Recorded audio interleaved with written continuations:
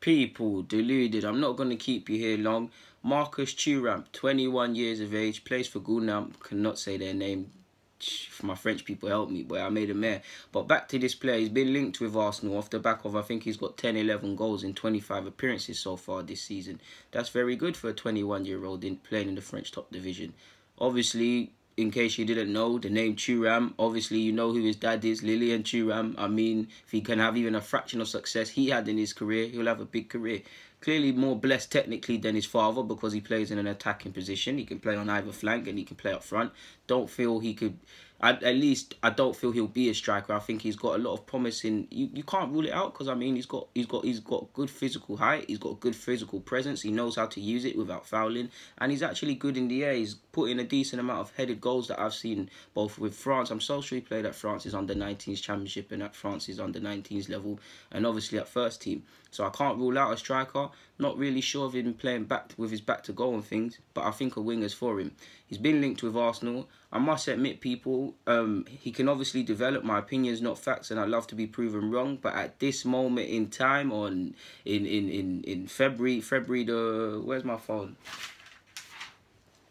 Apologies, people. One sec. Let me find out the actual date.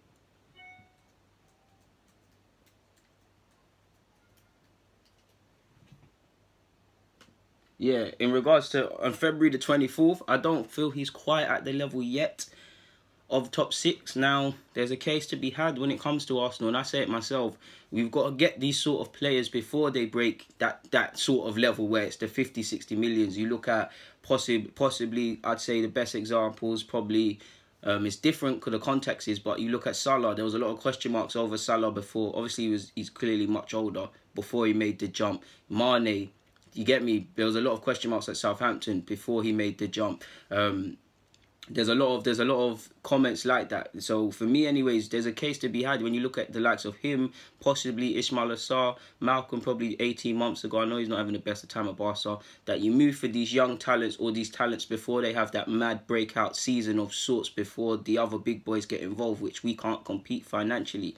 I do think he's going to be a very decent player in the future. I do think he is a good player now. His potential is almost frightening. Like I said, I think he's very raw, but I think he's got a lot of potential. I wouldn't want to play against him as a fullback because he's got pace, he's got strength, good technical ability. Feel his final ball lets him down a lot, and his final ball needs to improve if he's going to play for a top six side.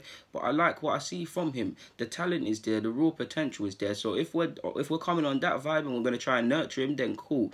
But if I'm going out because of I can't say their name, but because of the paradox that is football, you're looking at probably a decent fee for him, and I'm not too sure it'd be financially prudent for him because you look at someone like Ismail Assar, for example. That another one who falls into this bracket of he's having a good season, he's scoring some terrific finishes week in, week out, but you're looking at that one, even last year, you're looking at that one, you look at, let's say, 20 goals, 20 assists, that mad season. You got to move for these sort of man before that. And arguably, Ismail Assar is more ahead of him, so I'm not too sure on this one.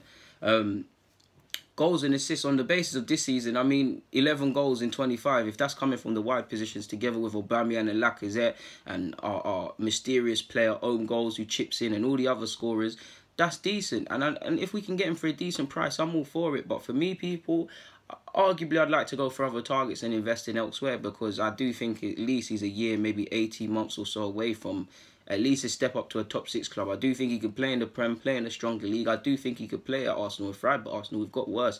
But I'm not going to sit here and jump on the bandwagon and say things I honestly don't believe. Again, for people misquoting me, I like him. He's good 1v1. He's strong. He's aggressive. He's positive. Final ball is the main one which could improve. He does show a willingness to defend, but at times he could be a bit more proactive. The talent is there for me, people. I just don't currently feel he's at that level to positively impact the top six club. But same way, if we can nurture him, hone into some of this real potential, he could be decent, people. But I'm not going to join the bandwagon. I don't think it's the guy for us, but I'd love to be proven wrong. In fact, it's not even a thing about proven wrong. I believe in his ability. But like I tell you a lot, and this is another example, me recognizing or me offering my opinion on someone's talent or someone's opinion or even liking them and then saying we should go for them, I have to believe honestly in my heart. And I do think he would thrive. But if you ask me to give it out of 100, I'd probably say about 70, 80, 75 probably.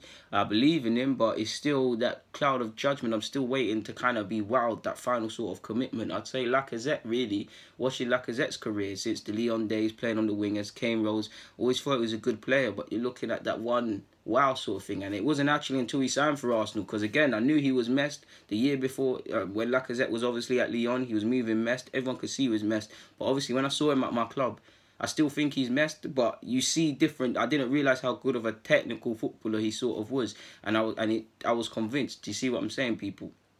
Even it's completely different, but Kingsley Coleman, it took me a while to be sold on him. And another example is completely different. I mean, not really in terms of development, but you look at guys like Bernardo Silva. Obviously, the price makes it gazy, but you look at Bernardo Silva, probably Leroy Sané, a better example. These sort of guys that are going for 40 million or so. I know Arsenal don't have the biggest of budgets, but these sort of guys that are attainable before they get to the cities or they get to that level is what we need to go on. Because imagine if we had a budget of 50 million, Sané costs 40.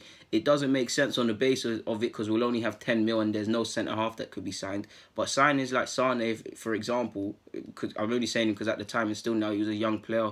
I know Sané's messed and he's always been messed, but there was still some sort of unprovenness around him.